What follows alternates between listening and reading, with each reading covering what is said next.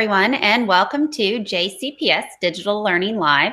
I'm Elaine Abenatha, a Digital Innovation Leader in JCPS. And today I'm joined by Charlotte Ivy. She is a Professional Development Resource Teacher, and she is going to talk to us today about how to become nationally board certified. So without further ado, Charlotte, I'm going to let you take us on this path. Thanks, Elaine. I appreciate that. So what I want to do is talk a little bit about how you become nationally board certified. The first thing that I probably need to tell everybody is that if you're thinking about national board certification, one of the first things you need to realize is it generally is a year-long program. In other words, you start at the beginning of the school year, so like in August, and then you submit work in May, generally speaking. That's sometimes a little bit confusing for folks because if you're listening to some of your colleagues, you might hear them talking about getting ready to pay or have just paid for national board certification. You don't have to pay for it until a little bit later in the process, but you can start as soon as you get the paperwork. And at the end of this session, we'll kind of show you how to do that. So what we're really talking about tonight is folks that are thinking about national board certification for the 2019-2020 school year. And so what I'm really excited to share with you are some of the perks that JCPS has. Some of you may not be aware that currently we are fourth in the nation with the most number of national board certified. And I'm talking about the state of Kentucky, which is a pretty exciting statistic for us. We're going to move to the first slide. So let me tell you a little bit about some of the things that we have going on at JCPS, and I'll kind of break them all down. So we have a pretty thorough candidate support program. That's what we call folks that are pursuing national board certification. And one of the things that folks need to understand is it's not necessarily that it's extra work so much as far as what you're doing in the classroom. The extra work really comes in the reflections and the papers that you have to do about the work that you're already doing. There are some incentives, and I'll kind of break each one of those down and go through those with you. And then we have several different ways that we support our candidates. We have PD that we offer, but we also offer more one-on-one support, or you can do national board certification all on your own. There's plenty of people that do it on their own and then contact me towards the end for incentives and other things that we have. And then I'll talk to you a little bit about the documentation. Next slide, please. So just a little bit about, you may wonder, this is my 27th year in teaching, and I'll be honest with you, until about 10 years ago, I'd never even heard of national board certification, didn't even really know what it was. I wish I would have known a long time ago, and I think you'll see it's pretty obvious as we move through. But about 10 or 15 years ago, the General Assembly got together and decided that this whole national board pursuit thing was really worth something, having more teachers do this. Actually, in many states and districts, they will actually hire national board certified teachers sight unseen, just seeing that as part of your certificate because it is such a rigorous process and a process for those that complete successfully that is really well reviewed. So one of the things we're trying to do is by 2020, we're trying to have a national board certified teacher in every school. Just to show you some statistics, these are last year's statistics, but I can kind of add on to those.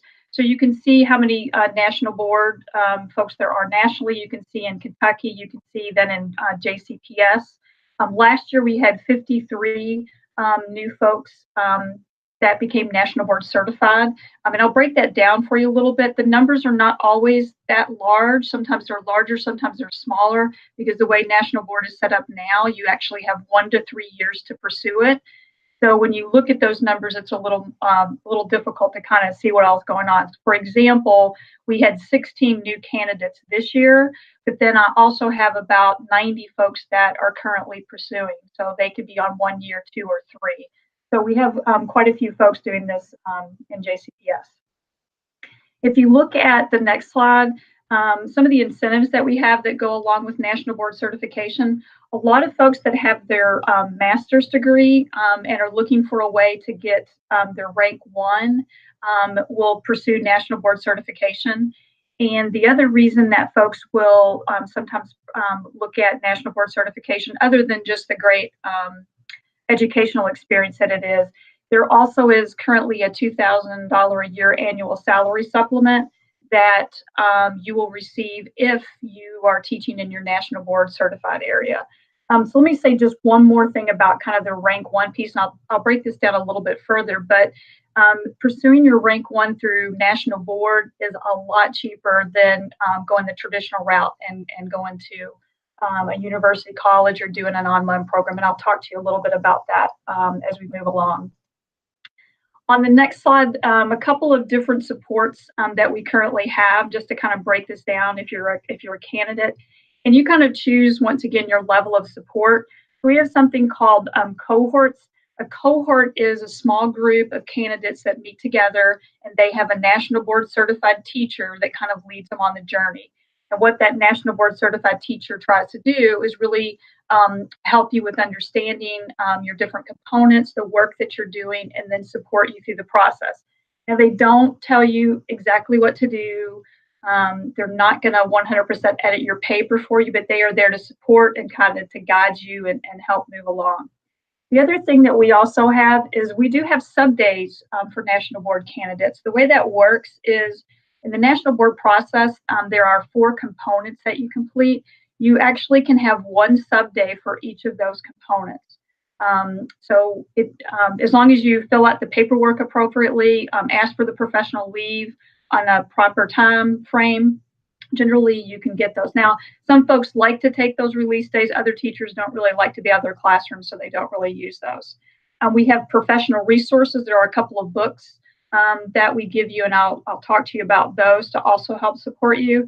The other thing that's really cool, and this is a little unique to JCPS, so if you decide to pursue national board, right now we have a couple of different types of reimbursements. Now, the reimbursements are only happen if you actually certify. So let's say you were pursuing this year and come next year you certify. You would have one of 2 types of reimbursements that you could apply for. One, if you're in what we call a level 1 school, which is what most of our schools are in, they will pay 60% of those 4 national board components. They will just reimburse you for that amount. And we'll talk about prices in just a moment, but let me just tell you, that's a pretty good deal. All of the national board, it costs, it depends on how you do it, but it costs generally about $2,000. So you get, $1,100-$1,200 of that back.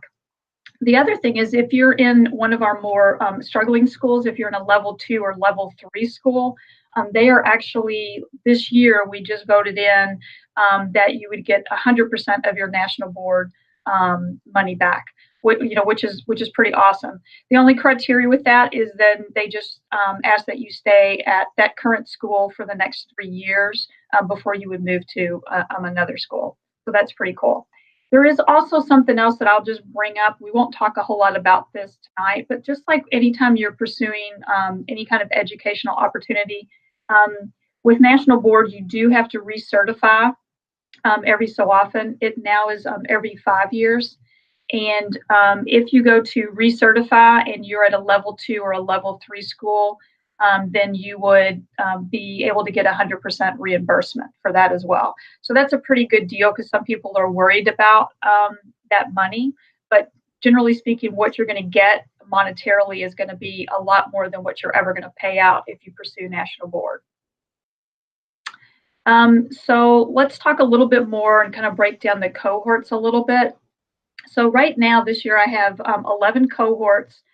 Most of the cohorts generally have 4 to 6 candidates in it, and they kind of get together with their national board certified teacher, and they pretty much determine how they want to meet. In other words, they'll look at like what time of day they want to meet, if they want to meet on the weekends, and they kind of come up to a general location. And literally, they will start meeting usually in about October, and they usually meet from October all the way through April because the work has to be submitted in mid-May. And so what these cohorts really do is it's like a PLC, really. Basically, your cohort leader kind of leads you in the beginning, and it may be a little more guided in the beginning, but then literally you and your colleagues are talking about your work, giving each other feedback on the work, giving each other suggestions, watching your videos, and all of those different types of things. So it's pretty, that's kind of the more intense support. Some people really, really like that and say they couldn't have survived if they didn't have a cohort leader. other folks would rather just go home and dive in and do the work, and you can do that as well. But cohorts resource or benefit that JCPS has that you can use. Cohort responsibilities, just want to talk a little bit about that. If you do choose to do a cohort, just remember that you're kind of committing to meeting with those folks. If everybody decides to meet every 2 weeks or every 3 weeks, it's really important that you abide by that commitment, because when you're not there and there's an expectation that you're there to support and help each other, it kind of takes away from the cohort. The other thing that I want to make sure, if you're thinking about this when you're pursuing National Board, if you do get in a cohort, one thing you have to think about is there are some ethical considerations that the National Board teachers have to think about. So a lot of times when I talk to folks, I say, kind of think about it like K-Prep, how, you're not allowed to share the exact test. You can't show the work of somebody else. So the National Board cohort leader cannot show you what they submitted as far as what their work is, but what they'll do is they'll work with you, they'll question you, they'll help support you in getting those questions answered. Ultimately, it'll be your work, and you will decide exactly what you want to put in and what you're going to submit. So sub-days. I already talked a little bit about this, but basically what you do is you would fill out a professional leave form. You can have that one sub-day for each of the 4 components that you take with National Board. And pretty much as long as your principal is okay with the dates that you take and you follow the rules that we have, like we kind of ask that you stay away from like Mondays and Fridays and, like the week of Derby and things like that when it's really hard to get subs. Other than that, we're pretty flexible in granting your days for those sub requests if you choose to do that. So that's a pretty nice perk. You don't have to use your own days. The district actually funds those. We have 2 books that we literally give to every candidate based on what you're doing. So like I said, there are 4 components. And in component 1 and 2 is in one of our books. Component 3 and 4 is in another one of our books. And it just gives you, it's a really short read, but it gives you some more information to help support you through that process. The other thing I wanted to show you, so we have some people that really like the cohorts and attend those. We have some people that don't really like the cohorts and they just come to some of our professional development. So if you look at this next slide, the dates obviously would be different for next year, but what I wanted to point out is that some of the titles that we have here, these are meant for for you to do. You can do cohorts, you can do the PDs as well, you can do none of them. It's really kind of up to you. But we have one that we do very early on called Getting Started with National Board. We basically try to brainstorm with you and kind of help you set up your own plan and how you're going to go about doing that. We also have one called Writing for National Board, because one of the things that many of the candidates talk about, it is a little different. The way that you write to National Board, it is much more technical writing, maybe more like a dissertation writing than it is just probably what most of us are used to in our normal everyday writing. We also do sometimes break down some of the components. Component 4 was the last component that came out of the new National Board system. And so we've been offering a PD on that one. We also talk about videotaping. A lot of folks are really nervous about when they videotape, because the videotapes are really short, but you also have to have a lot of stuff in there. So we talk a little bit about the do's and don'ts of what that looks like. And then you'll see the peer review sessions that we have. And basically, literally, we give you a method to review each other's work, and we sit you down and we let you review each other's work and kind of give each other feedback as another support that we have. One other thing I'll just mention really quickly, especially because some of you may be already looking at different things that are out there for National Board. National Board changed the way that it was about 3 years ago. And so you have to be really careful with some of the resources that you use because some of them are from the old system and not the new system. So you want to make sure that you kind of check that. But the state also has some things that they offer. They offer something called Jumpstart and Home Stretch. They're similar to the PDs that we have, but I would say they're very much more intense. Like if you go to a Jumpstart session, they're usually over 2 days. And so they go into a lot more detail than we're able to go in our 2 or 3 hour sessions. Just be aware of those. They're very, very good sessions, but they do generally cost you money. And so it's just something that you want to be aware of. The other thing that we're trying, I'm trying to get more googly, I think might be the word, and get into like more Zoom opportunities. So we also, we've done a couple of Zoom Hangouts, and I've done a couple of Google Hangouts, either for specific groups, sometimes just for general questions, because sometimes that's really kind of the best way to meet. You can meet at home with like other things that are going on, and some folks like a little bit more informal kind of session. So we do offer those types of supports as well. All right, so let's talk a little bit about the application process. So this part is really, really confusing to a lot of folks. So right now we have people that are pursuing National Board, and we consider this the 2018-2019 year. What's confusing is you can start the work in August and then not pay until February 28th. That's very confusing for folks. A lot of folks go to the website and they're like, they'll call me and they'll say, well, look, it says you don't have to pay till February 28th. So a lot of folks have been really confused and think you actually don't start the work until January. I'm not saying you can't, but I would suggest to you that's probably not the best way to do this. What I suggest, and I'll have some recommendations towards the end, is literally you spend the summer looking over all the materials in the work, because you will actually be able to access all of that information pretty soon. You can actually print it all. You can actually look over it and read through it, because there is a lot of reading. National Board is very, very detailed in all of their stuff. And then you can start it in August and then wait until later, like maybe October, November, December, whatever, and pay it a little bit later date, once you know specifically how much you want to do and what all you want to get done. The thing with National Board is there's several different ways that you can go about pursuing. Like I said, there's 4 components, and you have 3 years in which to do those 4 components. So because of that, you could do 1 component 1 year, 3 components the next year. You can do 2 and 2. You can do 1, 1, and 2. So you've got plenty of options on how you want to go about doing that. And so that can help a little bit with that decision. But just don't let this February 28th date confuse you.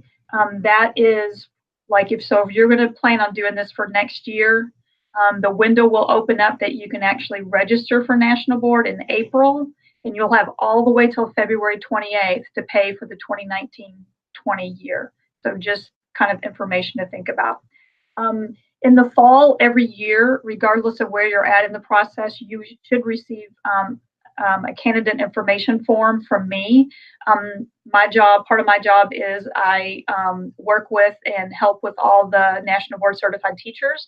And so if you're anywhere within the process, I will send you this form every year so that we can update, touch bases. And then that way, that's how I build my database of who I need to contact, and then how I figure out what kind of supports I can offer.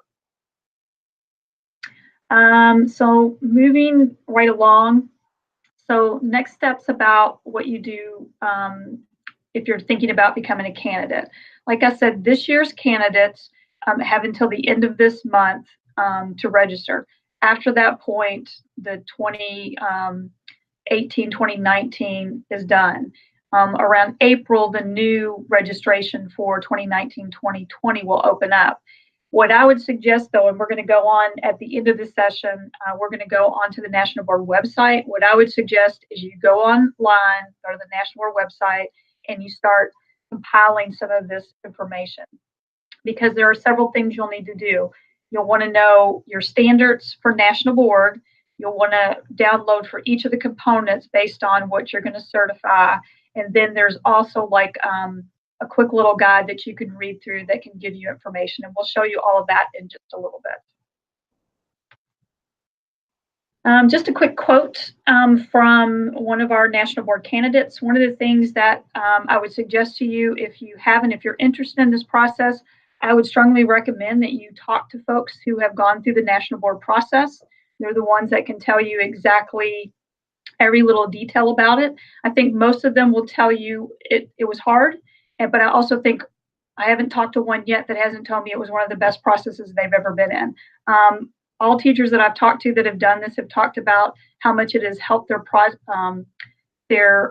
progress in their classroom and how much they've learned from kind of going through this. In order to be national board certification, so a couple of things to think about this.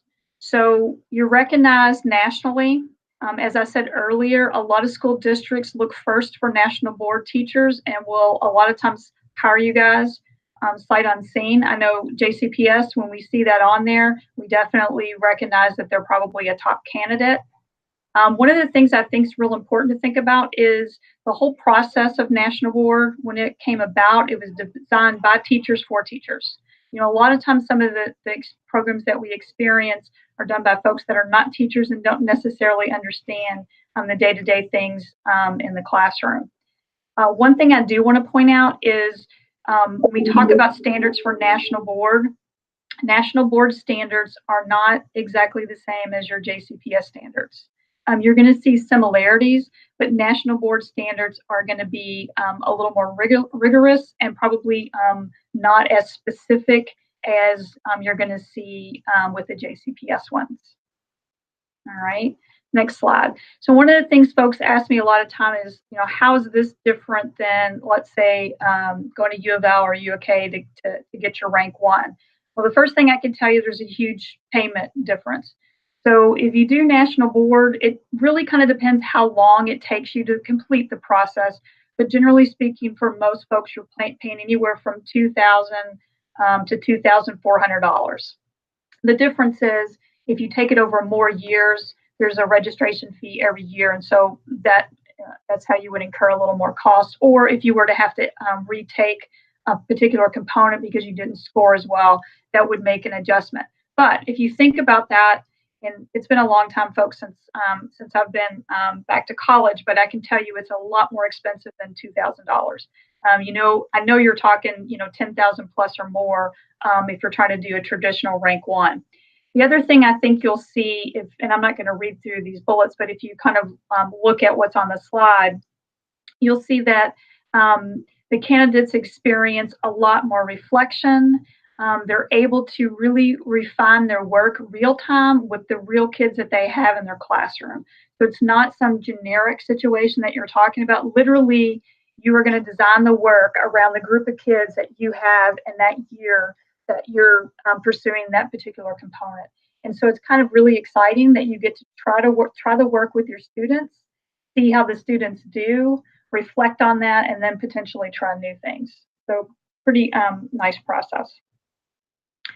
So here are some things that you might need to know about, or you might hear about National Board. So this just kind of sums it up, and we'll see some of this when we go on the website.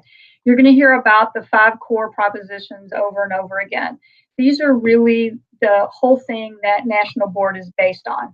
And when you see them, there's not going to be any surprises that are going to jump out to them. It's really about the work that you do every day in your classroom.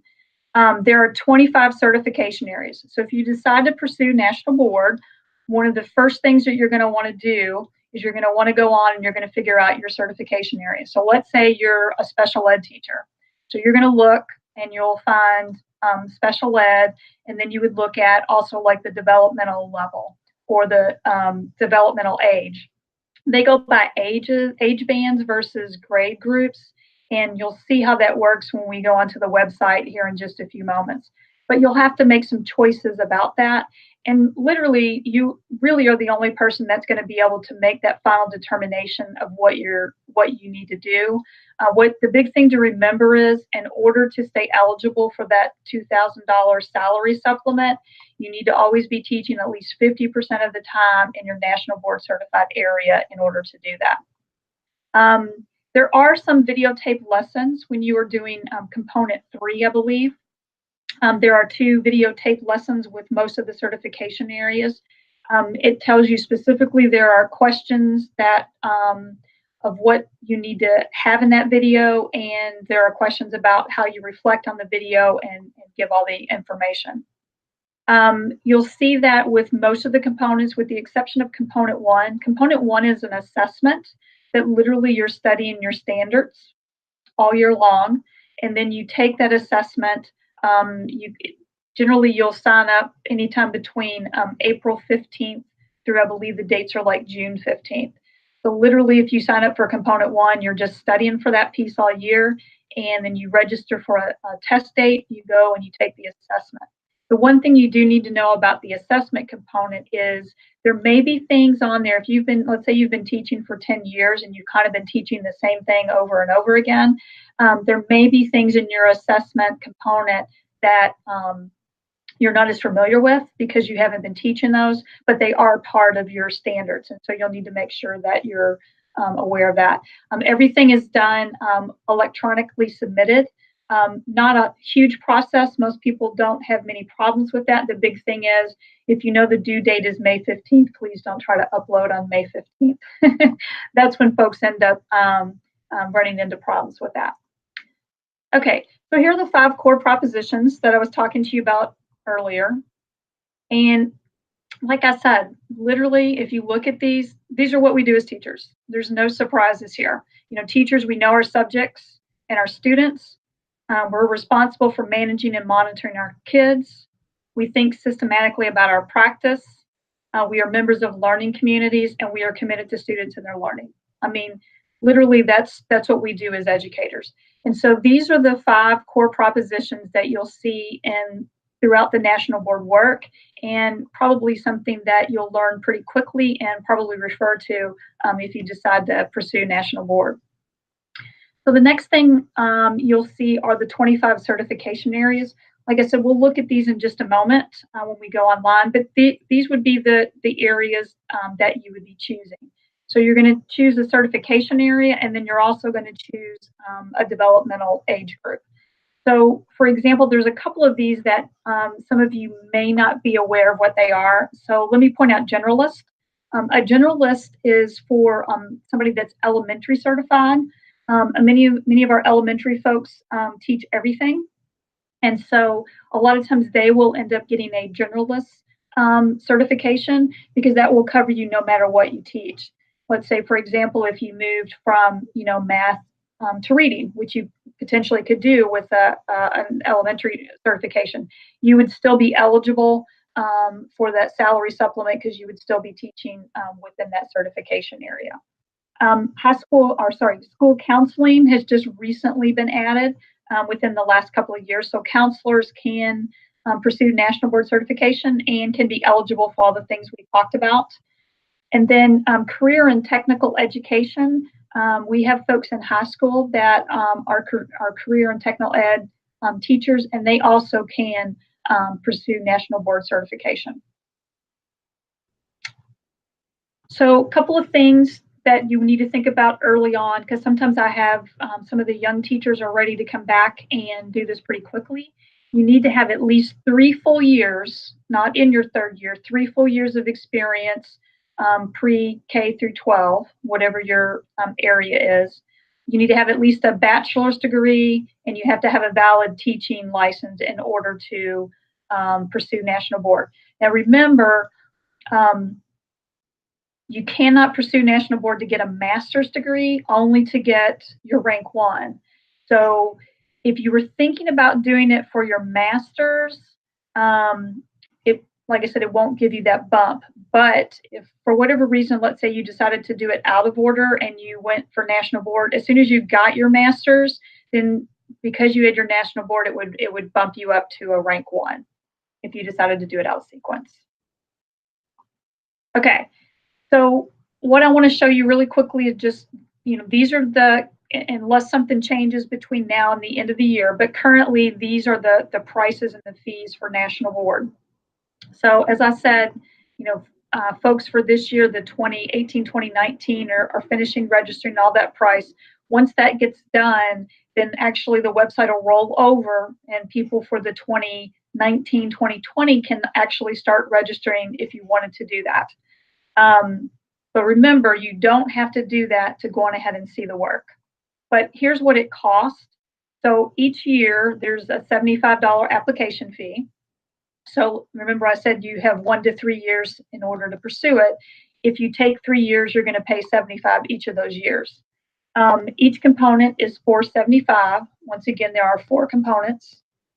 There's component 1, 2, 3, and 4, and it's $475 per component.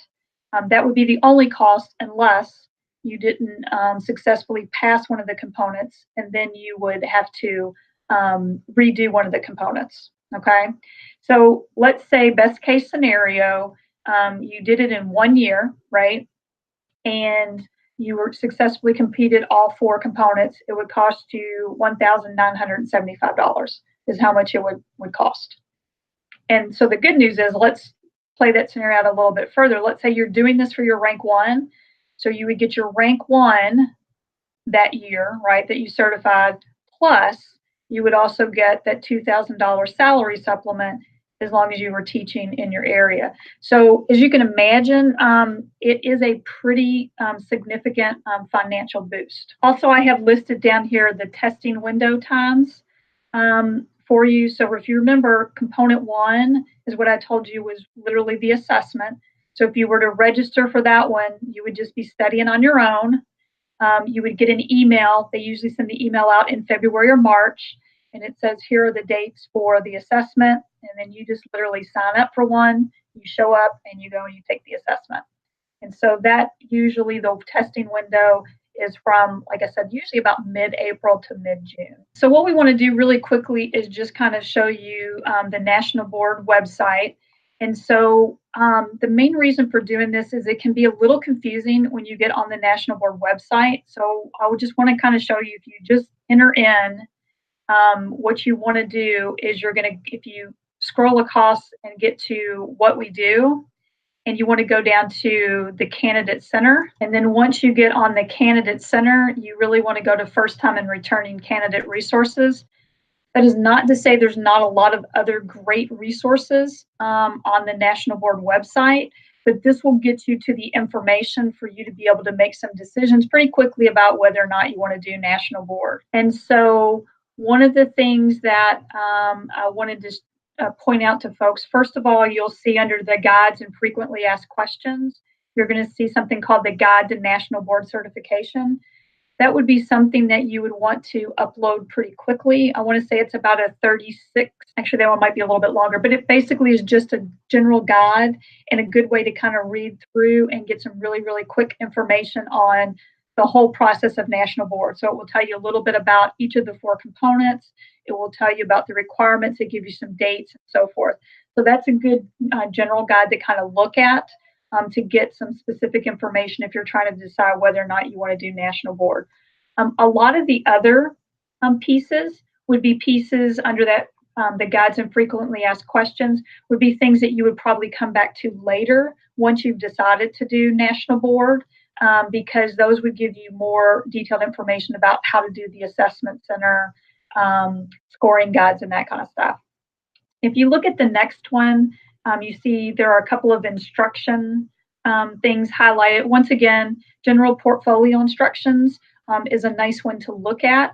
You may not need to look at that, though, until you've actually decided that you want to do National Board. Forms are there once you actually start the process, and probably not something you need to look at right away. Components at a glance. These are really good to give you, once again, information about each of the 4 components. Like I said, component 1 is the assessment. Component 2 is differentiation. Component 3 is all about your instruction. It's the one that a lot of folks refer to as the videotapes. And then component 4 is really about reflection and professional growth of both you and professional learning of your students. And so these are good for just a really, really quick glance, but these are not what tell you exactly what you're going to do, okay? Elaine, let's go all the way down to the bottom, and you're going to see where it says discipline. So if you're really interested on what the work is, this is where you're going to go. So if you click on discipline, let's just pick, let's pick literacy, reading, and language arts. So if you pick that one, you will notice to the right of that, it's going to come up developmental level. If you look at your developmental level, it'll give you an age group. So if you pick reading and literacy, you'll notice that this is really for elementary and middle school kids, right? If you wanted to pick it for high school, there's an English language arts or whatever that you would get. We're going ahead and click on early and middle childhood. Okay. As soon as you click on that, now you actually have your components. So let's say you're a middle school language arts reading teacher, and this is the certification you want to pursue. Literally what you have now, if you were to open each of these components, these are the directions and they tell you specifically what you're going to do. It literally has all the work there for you. You can take this and you can save it to your computer so you know exactly how you would pursue that component. Directly below it, you're going to see standards. So remember, when we talk about national board standards, they're a little bit different than say your JCPS standards. So Lane, go ahead and click on the standards document so that we can kind of look at what that looks like. And so you're going to see a lovely 91-page document populate. And so literally what this will do is it will talk to you about all the standards. So if you scroll down, you can see there are 1, 2, 3, 4, 5, 6, 7, 8, 9, 10, 11, 12, 13, like 14 standards for this particular one. And then if you go further, it'll break down each of the standards, tell you what you need to study. It goes in even as detailed as, I believe at the end, it will show you some examples of what some questions might be around specific standards. So pretty detailed. One thing you'll find about National Board is they will give you everything you need. It's just a matter of kind of looking through it and reading it. So back to one of the things I said earlier, one of the reasons why I think it's really important that you get on the website and you look at these materials is, to me, the big work you have before you decide to pursue National Board is you really need to get through the reading. So if the standard document's about 90 pages, and then let's say each of the component pages are probably about 30 to 35 pages, you're starting to see the amount of reading that I'm talking about. So what I really recommend for teachers to do is really what you need to do is start this journey in the summer. So now is a good time to start thinking about, do I want to pursue National Board next year? Am I qualified? Do I have all the things that I need to do that? And then the next place you need to go is really to the website. You get on the website and you literally can start downloading those documents and reading through what the work is required. What I've learned is people that do that, it makes it so much easier when you're pursuing. Because after you've read this stuff in the summer, you're very familiar with it. And then you can start August. Okay, maybe you don't really start in August. In September, you start figuring out what you're going to do. You know, what lessons do you want to look at? What things are you going to videotape? What kinds of differentiation strategies are you going to start with those kiddos? Now, I will point out one other thing. You have to use the kids from the current school year that you're registered for. So you can't like start now and try to do work for next year, okay? It has to be the current school year that you're in. All right, so one last thing, just really quickly. On this particular slide, the thing that I want to point out are these are kind of what I would say your next steps are. So one thing you want to do pretty quickly is you want to go to the National Board website where Elaine just took us. And the big thing that you want to do is you probably want to read the Guide to National Board Certification. That's the general directions, and we'll give you a general overview on what's going on. I want to say they're about 36 pages long. Once you've done that, then you're ready to go to figure out your certification area, and you want to download those standards. So then you can begin to kind of read through those particular documents. And then finally, once you decide you want to do this, and you can literally start emailing me and I will put you on the list, and we will contact you early in August and start things like cohorts and professional development and all of those kinds of things to kind of get you on your way to national board certification. Exciting for many of us to start and to take that step and to make those decisions. And it seems like now is the chance to make that, like you said, and start digging in. So thank you, Charlotte, for all that information. And I know that the Power of Pause is going to benefit a lot of people, because that's a lot of information that they need to make sure that they grasp. So if you would like to join us with this on-demand learning, you can gather more support by subscribing to our JCPS Digital Learning channel here on YouTube. And all you have to do is click subscribe on our channel. You can also follow and contribute to the hashtags JCPS Backpack. We are JCPS and hashtag Power of Pause. Charlotte, Ivy, thank you again so much for all that you have contributed and all that you do for JCPS. And everyone have a good night. Thank you.